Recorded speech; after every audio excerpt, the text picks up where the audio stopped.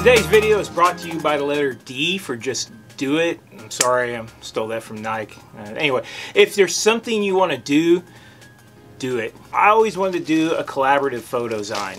It was something, I did a video about zines a while back and my own little personal photo zines, but I always thought it'd be so awesome to like have a group of people to kind of like just sort of put together like a collaborative photo book, collaborative photo zine, and I just did it. And I'm going to tell you how I did it, okay? And to be honest with you, it really wasn't that hard. So, about maybe 4 months ago, I was invited to a Facebook group called Southern Illinois Photography by somebody named Brody, who I've never met. I don't know this person other than the fact that I got an invitation to join this group from this person. As soon as I got in this group and I started seeing what other people were posting, I was like really excited about it. And these people were looking around our area for like, you know, like things that I thought were like intellectually stimulating, interesting photographs. And those people who were doing the landscapes were doing like really, really high quality ones. And it was just an exciting group to be in. So, after about a month or so of checking out the group and just kind of seeing what people were posting, I was just like, oh man, there's so much like potential here. And it just occurred to me, a zine. And so I made a post on the group and I said, hey, would anybody be interested in a collaborative photo zine? If you know what that is, basically just a very, very low cost photography magazine to kind of highlight, you know, the work you're doing in the area, kind of promote yourself as a photographer, and just kind of like as a group project. I just thought it would be a lot of fun. And you know, again, almost instantly, a couple people, 2 or 3 people jumped on. They're like, yeah, a guy named Charles, Nina, and my buddy Grant, and all these people just kind of jumped on. They're like, yeah, I'm really interested in this. So after the group, I asked a lot of questions, you know, what do people want? What do you guys want to do? What do you want to make? And what do you want this to be like? And, you know, a lot of it was like, well, you know, you're making it, you do what you want to do, but there were some ideas, a lot of good feedback. And ultimately, you know, like I was kind of like in charge of this thing. And so I started having people send me work, trying to decide exactly what it was going to look like. So I pretty early, because Charles was the first person that was just really on board and really interesting, I decided that every issue of the magazine would have like a feature photographer, a feature artist. And so that's Charles here, and that feature artist gets a few more photos. They get a little write up about, you know, I asked them some questions, a little interview, nothing too serious. And then the rest of the book is just the individual photographers and some examples of their work. So now, once I started getting the work, once I started figuring out what it was going to look like, I put it together in Adobe Adobe InDesign. But, you know, really, you could put something like this together on just about anything. It's really not that big of a deal. Layout, I mean, these photozines, the layout is usually like picture. You know, it's like picture. It's not like advanced layout or anything. So I love this picture and I love this page. This is one of my favorites. And so once I got it laid out and figured out, you know, what it was going to look like and stuff like that, I started actually thinking, originally I was just going to print this out on my home printer, and I was like, you know, this is pretty awesome, and the other people were like wanting to give you money. That's the other thing. So if money is an issue for getting it printed, if you do collaborative, then not one person is putting all the money up front. So, you know, like, are zines a good investment? Probably not. You're probably not going to make any money. So don't go into this thinking, you know, like, oh, this is going to be like my side hustle or something. I mean, maybe, but I wasn't expecting any kind of profit from this. This was just something I wanted to do for artistic and personal reasons.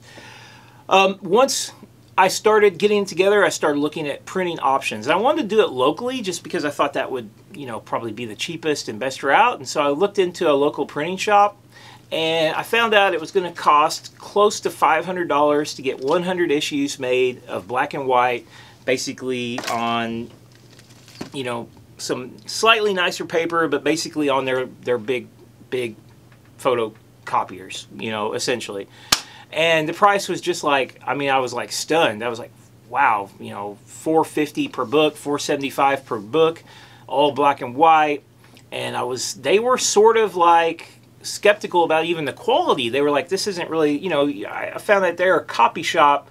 They make forms and stuff. This isn't really their forte. So even though I really wanted to do it locally, I decided local wasn't going to work, and I looked online, and I come up with Printing Center USA. So Printing Center USA delivered this the other day, and Printing Center USA, they charged me, it was less than $1 per book, and then you add shipping. You're going to have to pay shipping if you get a box sent to you, and the shipping was kind of expensive, but I got 100 copies made for about $1 a book, and as you can see, I got color front page, color back page, color inside page, color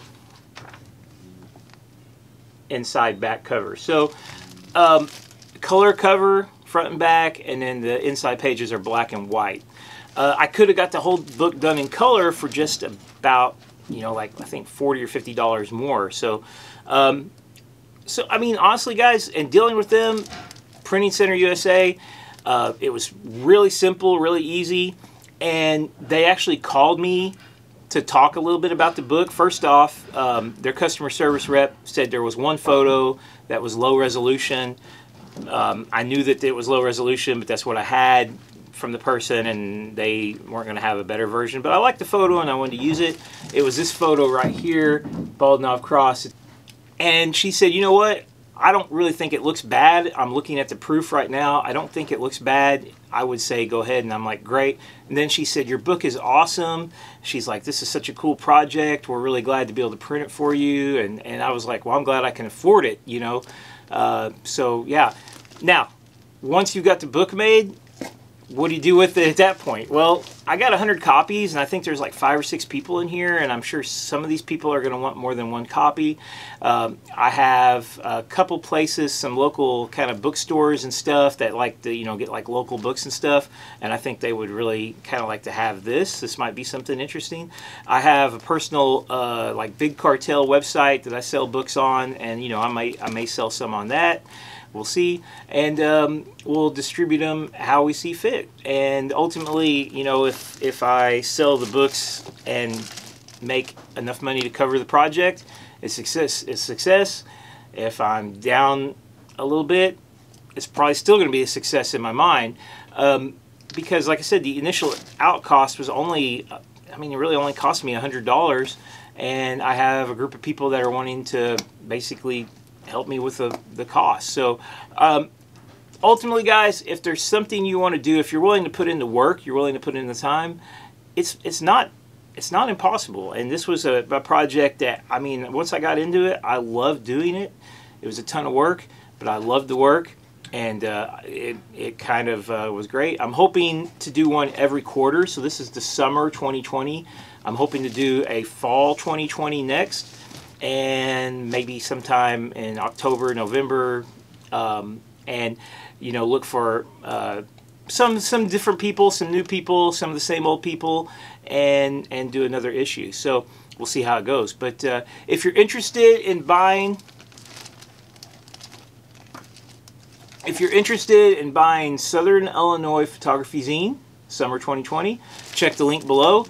Check my store out. I'll mail you a copy at a very reasonable price. Thanks.